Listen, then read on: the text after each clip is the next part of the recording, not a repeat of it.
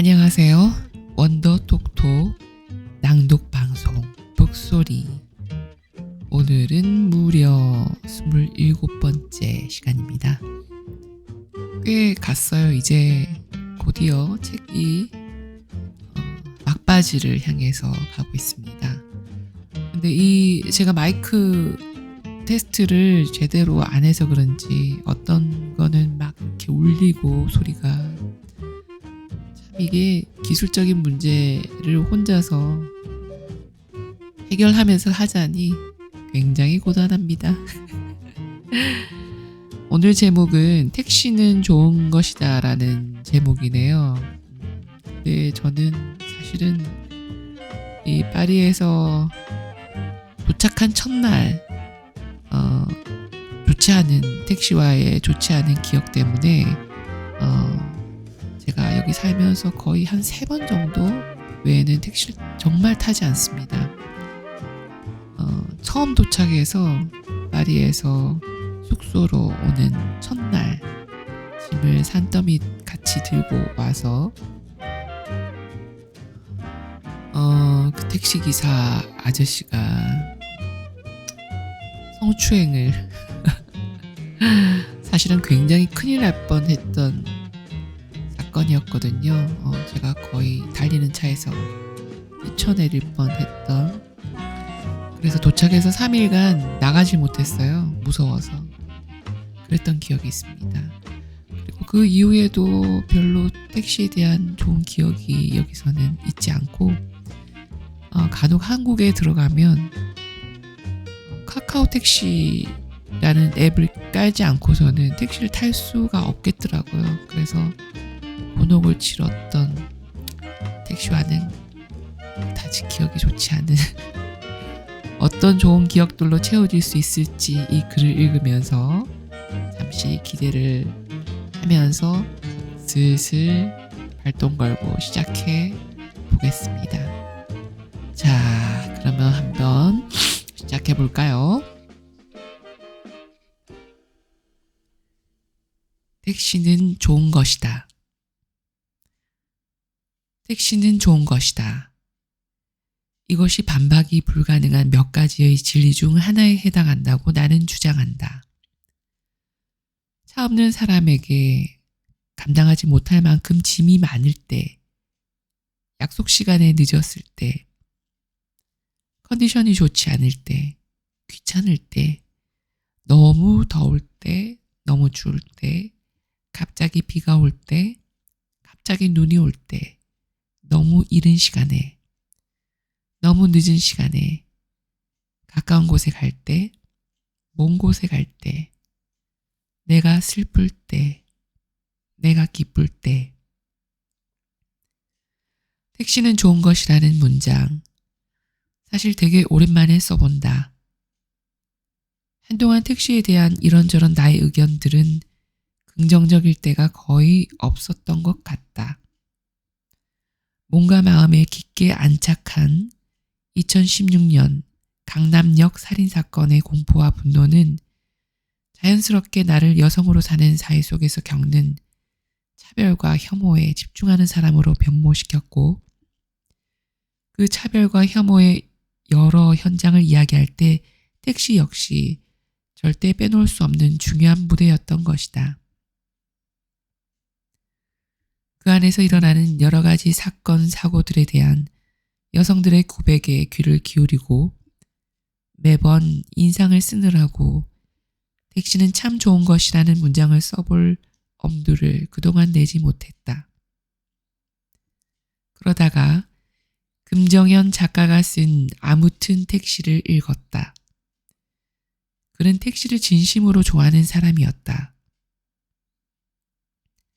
자신이 써야 하는 원고지 매수를 본능적으로 택시 요금으로 치환하며 계산할 줄 알며 종종 택시를 타고 싶어서 택시비를 위해 글을 쓰기도 한다고 말할 정도이니 말이다. 뜨거운 사랑은 금세 전도된다. 그 책을 읽으며 자연스레 온기가 내게도 올마옴을 느꼈다. 그리고 택시에 대한 웃기고 다정한 기억이 2개나 떠올랐다. 번째, 서울. 밤에 홍대에 가기 위해서 택시를 탔을 때였다. 음악 소리가 컸다. 기사님이 먼저 양해를 구했다. 음악 소리가 좀 크죠? 줄일까요? 나는 괜찮다고 했다. 듣기 좋았다. 베이스가 묵직하고 든든했다.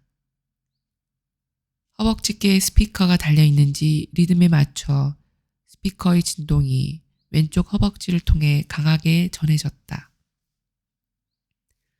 노래가 한 곡 끝나고 몇 초간 정적이 흐르는 타이밍에 스피커 좋은 거 쓰시나 봐요 라고 그냥 인사치레로 말했다. 뒤이어 새로운 노래가 시작되고 있었다. 그런데 기사님은 갑자기 볼륨을 확 줄였다. 택시 안이 일순 조용해졌다. 불길한 예감이 들었다. 기사님은 갑자기 뒤돌아 나를 바라보았다. 그러고는 너무나 기품에 겨운 나머지 침착해져 버린 목소리로 이렇게 말했다. 그걸 어떻게 하셨어요? 스피커 진동이 무슨 핸드폰 진동처럼 강렬하길래 라고 말하지 못했다.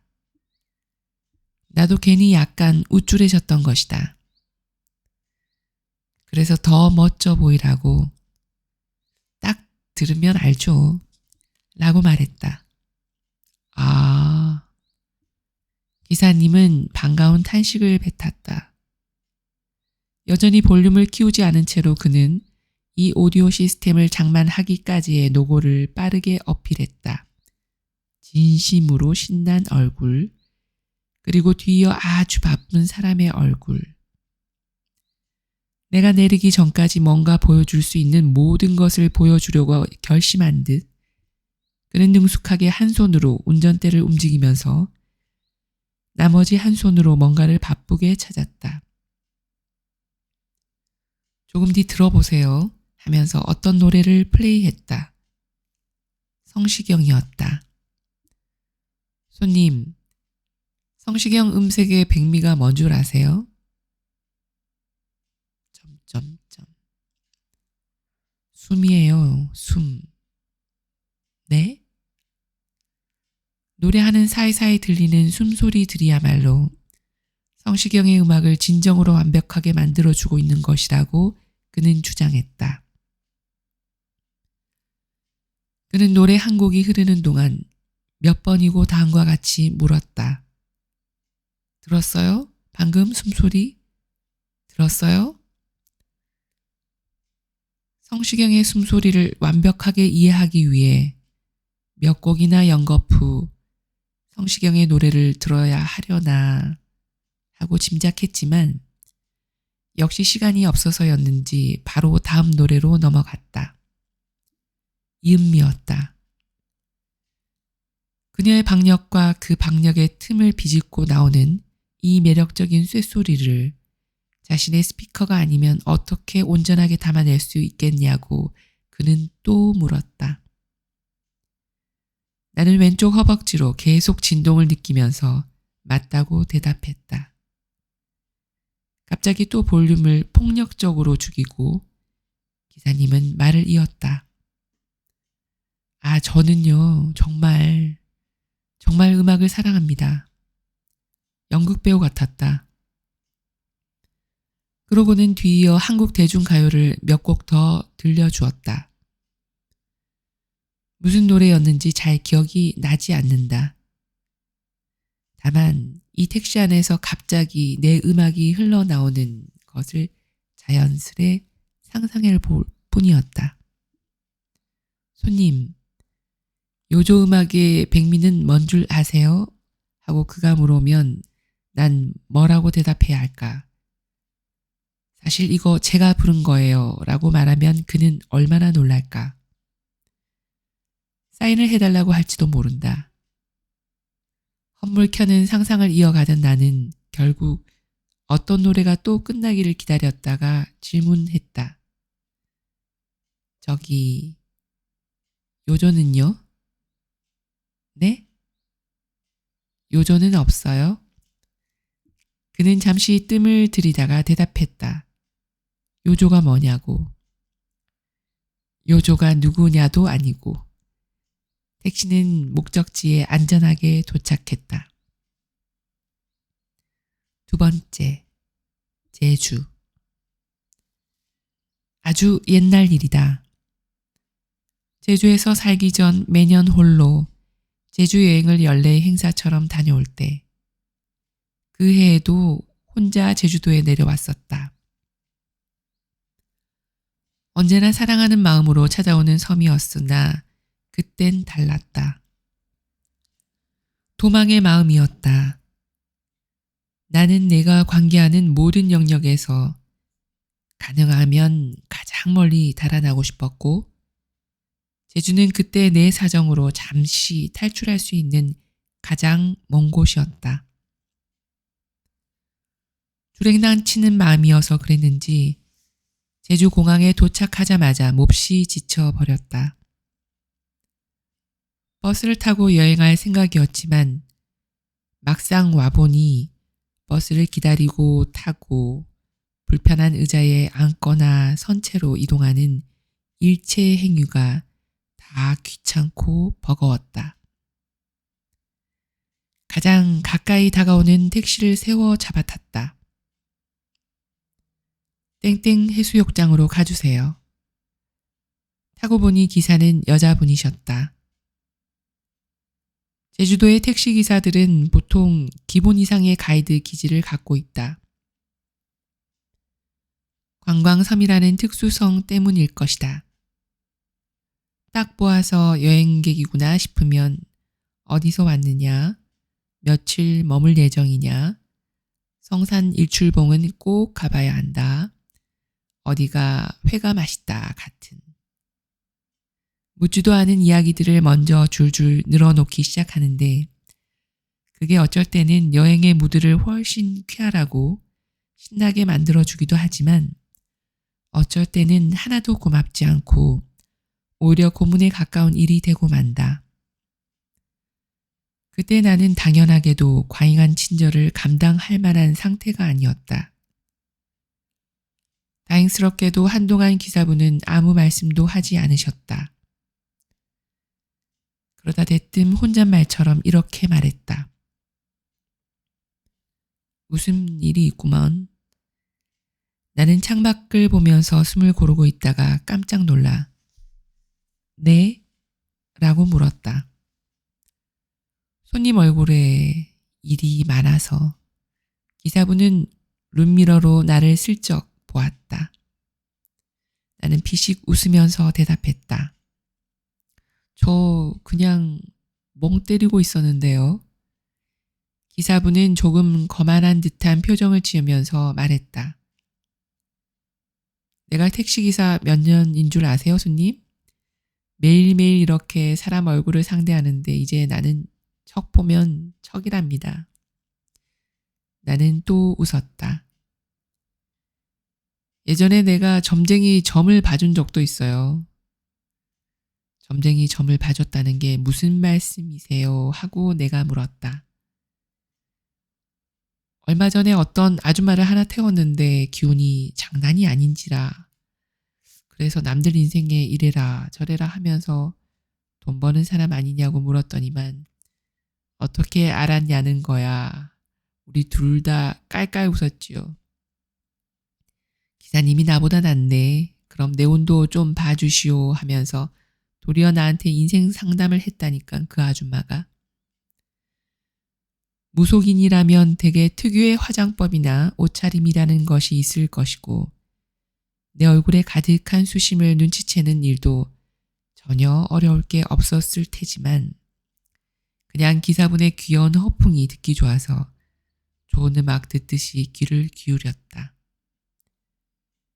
기사님은 혹시 하고 말해놓고도 한참 뜸을 들이다가 해변 도로로 빠져도 괜찮아요? 하고 물었다. 좀 돌아가서 택시비가 약간 더 나올 텐데 그래도 경치가 좋다면서. 흔쾌히 좋다고 했다. 과연 훨씬 아름다운 길이 금방 나타났다. 너무 오랜만에 입가를 당겨 미소를 지었더니 스트레칭을 시작하고 나서야 몸의 경직이 새삼스레 느껴지는 것처럼 오늘 내 얼굴이 하루 종일 무척 딱딱했다는 것을 깨달았다. 씁쓸하게 괜히 양볼을 한 손으로 잡아 문지르고 있는데 기사분이 말했다. 우리가 나중에 또 만날 일이 있을까요? 질문의 의도를 파악하느라고 나는 잠깐 멈칫하고 가만 있었다. 나는 손님이 누군지도 모르고 손님도 저를 모르고 아마 목적지에 도착해서 제가 돈을 받고 손님이 내리고 나면 우리는 어쩌면 죽을 때까지 평생 2번 다시는 만날 일이 없지 않을까요? 점점점. 아직 갈 길이 멀어서 그래요. 정말로 마음속에 무슨 서러운 것이 있으면 이것저것 재지 말고 그냥 다 말해버려요. 나 같은 사람한테. 손님이 택시에서 내리고 나면 아마 난 손님 얼굴도 까먹어버릴 거예요. 우리는 그런 사람들이에요. 나는 천천히 볼을 문지르던 손을 내렸다. 택시기사로부터 이야기를 지겹게 들은 적은 있어도 나에게 먼저 이야기를 해달라 청했던 택시기사는 처음이었다. 별로 이야기하고 싶은 기분이 아니었는데도 에라 하고 그냥 다 쏟아내버리고 싶기도 했다. 그래서 말해보기로 했다. 아무한테도 한 적 없는 이야기를. 내가 이 섬으로 도망쳐온 이유를. 초반에 무척 더듬거리며 민망하고 두서없던 말들이 탄력을 받으면서 금방 유창해졌다.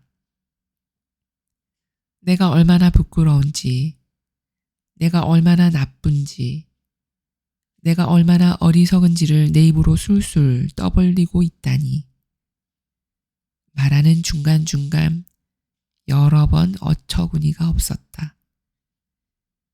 그러나 나를 비난할 생각도 옹호할 생각도 없는 사람의 귀로 들어간 이야기들은 그대로 산뜻하게 택시 안에서 소멸해 버리는 것 같았다. 고개를 끄덕이면서 마지막까지 경청해 주었던 기사분은 이야기가 끝난 뒤에도 이렇다 저렇다 별 대꾸가 없었다. 안 그런 사람이 어디 있겠냐마는 손님도 정말 징그럽게 외로운 사람이네. 그런데 그런 사람들이 또 주변 사람들을 그렇게 외롭게 한다오. 그 말을 하고는 또 조용한 드라이브. 바다에 다 와 갈 때쯤 기사분은 나는 손님이 언젠가 제주 내려와서 살았으면 싶네 라는 말을 했다. 그럴까요? 내가 물었다. 응, 제주 정말 좋아요. 손님이 여기서 살면 분명 좋아할 거예요. 내려오세요. 우리의 작별 인사는 조금 지난 데가 있었다. 이제 정말로 언제 다시 또 만날지 알 수 없는 사이였으므로 잘 가고 잘 살고 언제 정말 내려와요. 내가 무슨 말을 하면서 그 대나무 숲 같은 택시에서 내렸는지 기억나지 않는다. 기억나지 않는 게 많다. 내리기 전에 조수석 앞에 붙어 있었던 기사분의 이름도 택시의 번호판도 열심히 외우려고 했는데 거짓말처럼 순식간에 잊었다. 그리고 정말 시간이 흘러 나는 제주도민이 되었다. 그 기사분의 여행 같은 바람은 맞아버린 것이다. 제주에서 살면서 택시에 탈 때마다 언제나 빠르게 그를 떠올리고 또 있는다. 정말로 당신 말대로 내가 이렇게 제주 내려와 살고 있다고 그에게 신이 나서 알려주고 싶다. 그렇지만 앞으로 우리가 다시 만나는 일은 없었으면 한다. 오늘은 여기까지입니다.